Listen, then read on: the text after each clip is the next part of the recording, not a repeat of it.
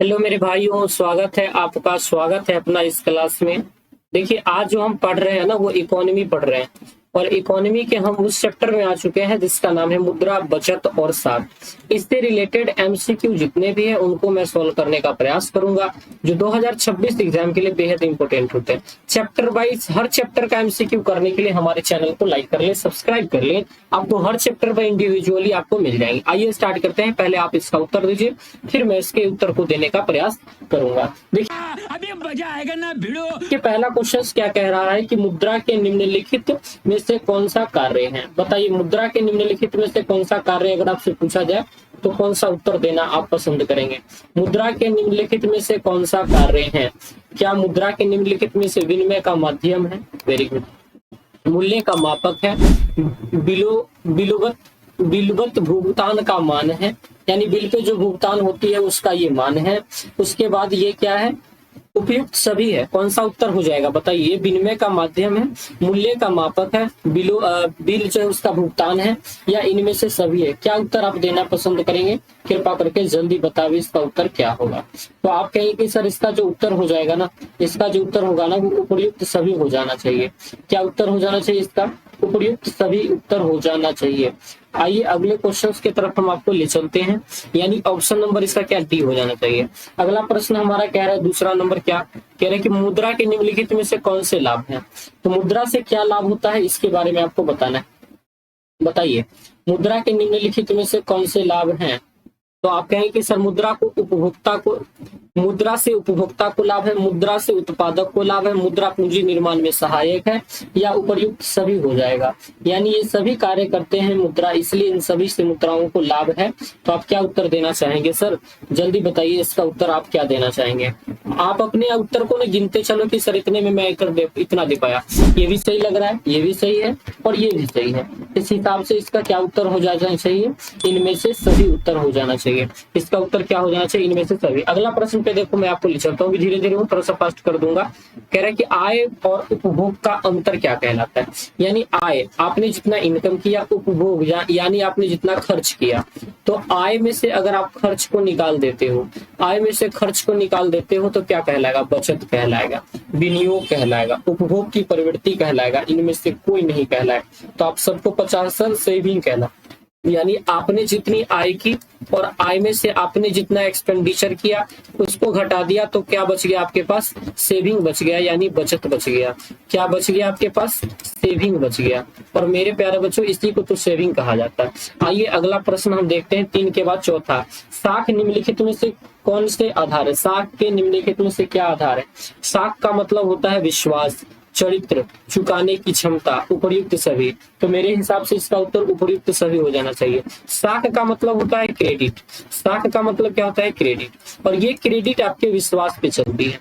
Credit आपके किस चीज पे चलती है? विश्वास पे चलती है। ये आपके कैरेक्टर पे चलती है, ये आपके चरित्र पे चलती है, और ये आपकी क्या चलती है? क्षमता पे चलती है कि क्या आप कर्ज चुका सकते हैं कि नहीं। तो बैंक वगैरह में क्रेडिट देखा जाता है लोगों का, ठीक है, तब दिया जाता है।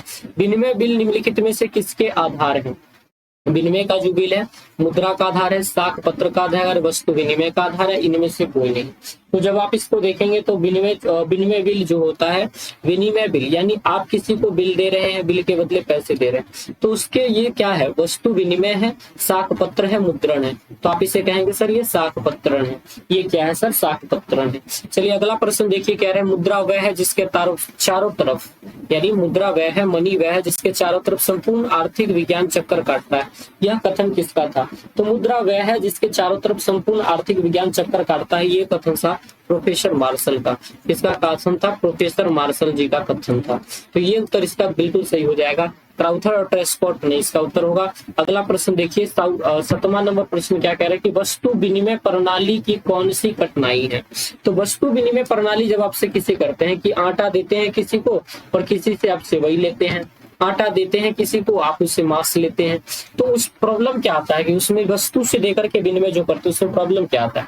आवश्यकता के दोहरे संयोग का अभाव। हाँ, हो सकता है कि जो चीज आप किसी को दे रहे हैं वो चीज उसके लिए जरूरी का ना हो, तो दोहरा संयोग होना चाहिए। इसको भी जरूरत होना चाहिए, इसको भी, तब ये आवश्यकता हो सकता है, लेकिन ऐसा होता नहीं है। मूल्य के मान्य मापक का अभाव। अब ये नहीं हो पाता है कि आपका बकरी क्या 20 रुपया का है, मेरा दाल क्या 20 रुपया का है, इसमें ये फर्क नहीं हो पाता है, बकरी की कीमत का पता नहीं चल पाता है। मूल्य संचय का अभाव, क्या आप बकरी किसी से लिए मतलब पैसा से विनिमय करके फिर उसको कितना दिन तक रख सकते हैं, ये ना हो सकता है, ना ये हो सकता है, ना ये सारी प्रॉब्लम आती है मुद्रा के अंदर। आइए 8वां नंबर प्रश्न पर हम आपको ले चलते हैं। 8वां नंबर प्रश्न इधर नहीं है, स्लाइड में लगा देता हूं, देखो तुरंत आ गया स्लाइड मेरा। 8वां नंबर प्रश्न कह रहा है कि विनिमय के रूप है क्या, वस्तु विनिमय प्रणाली। विनिमय के रूप वस्तु विनिमय प्रणाली है, मौद्रिक विनिमय प्रणाली है, कौन ख दोनों है या इनमें से कौन है।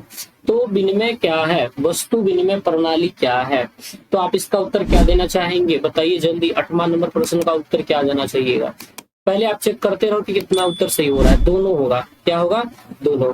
तो विनिमय के रूप में हम वस्तु विनिमय प्रणाली का भी उपयोग करते हैं और मौद्रिक विनिमय प्रणाली का भी उपयोग करते हैं। इसका मतलब दोनों क्या हो जाना चाहिए, दोनों। कै भी होगा और ख भी होगा, इसका उत्तर दोनों हो जाना चाहिए। अगला प्रश्न पर हम आपको ले चलते हैं। देखो, निम्नलिखित में से किसके अनुसार मुद्रा वह है जो मुद्रा का कार्य करती है। मुद्रा वह है जो मुद्रा का कार्य करती है, ये किसने कहा था, ये बात किसने कहा था, ये प्रोफेसर हार्टल बिट्स ने कहा था। हार्टल बिट्स ने कहा था जो मुद्रा वह है जो मुद्रा का कार्य करती है। प्लास्टिक मुद्रा किसे कहा जाता है, तो एटीएम वगैरह आपके पास होगा ना, उसी को क्या कहा जाता है, प्लास्टिक मुद्रा कहा जाता है। यानी जिस मुद्रा का उपयोग हम प्लास्टिक के तौर पे करते हैं, जैसे आपके पास ये एटीएम है, फिर यहाँ पे कुछ लिखा हुआ, इसको लगाया आपने, ये प्लास्टिक है, फिर आपसे यहाँ पैसा निकलेगा, या फिर किसी को आप पैसा ऐसे वैसे कर सकते हैं, तो ये क्या कहलाती है, एटीएम कहलाती है, ऑटोमेटिक टेलर मशीन कहलाती है। चलिए अगले प्रश्न पे चलते हैं कि मुद्रा में शामिल होता है, मुद्रा में किसको शामिल, चेक को, हुंडी को, या दोनों को शामिल कर सकते हैं।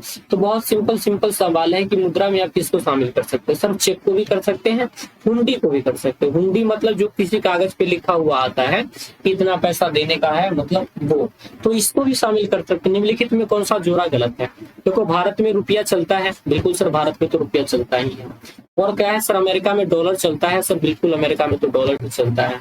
इंग्लैंड में सर पौंड चलता है क्या, सर इंग्लैंड में पौंड चलता है क्या, सर बिल्कुल चलता है। रूस में क्या डॉलर चलता है, सर बिल्कुल नहीं, रूस का तो डॉलर होगा ही नहीं, इसलिए उत्तर क्या हो जाएगा अपना, डी हो जाएगा। बताना कि रूस में कौन सा मुद्रा चलता है, इसलिए रूस में कौन सा मुद्रा चलता है, यान वैन चलता होगा।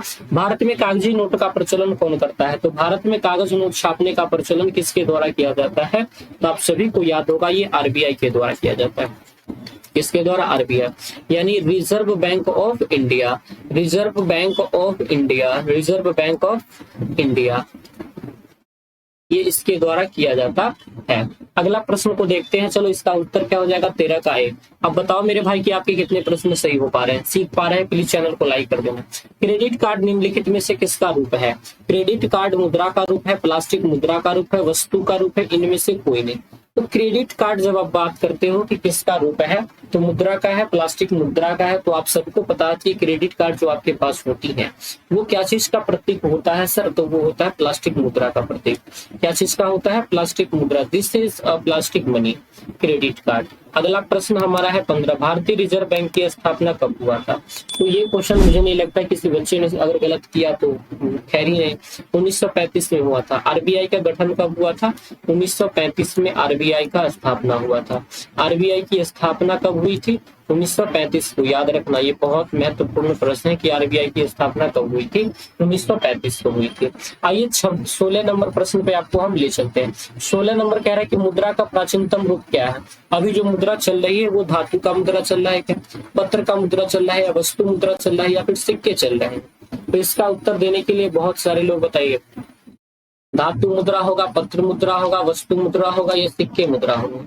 तो आप सबको पता है ना हमारे यहाँ धातु मुद्रा चल रहा है, ना हमारे यहाँ पत्र, कोई सोना कांसा वगैरह थोड़ी चल रहा है, वस्तु मुद्रा हमारे यहाँ चल रहा है। सिक्के वगैरह भी चल रहे हैं, वस्तु मुद्रा इसमें से ज्यादा इंपॉर्टेंट हो जाना चाहिए। आधुनिक युग की प्रगति का श्रेय मुद्रा को ही है, यह कथन किसका दिया गया था। आधुनिक युग की जो प्रगति है वो मुद्रा की देन है, यह कथन किसका था, तो यह कथन प्रोफेसर मार्शल जी का था। यह कथन किसका था, प्रोफेसर मार्शल जी का था। Option A is the right answer. Professor Marshall के साथ चले जाइएगा। अगला प्रश्न कह रहा है कि प्रतिज्ञा पत्र है एक प्रकार का क्या? ऐसे आप किसी को प्रतिज्ञा देते हैं कागज पर लिख करके कि मैं 1 वर्ष के बाद आपको 3 लाख रुपीस लौटा दूंगा, तो ये एक प्रकार का क्या है? चेक है, साख पत्र है, ड्राफ्ट है, इनमें से कोई नहीं है। तो आप सबको पता है यह एक प्रकार का साख पत्र है।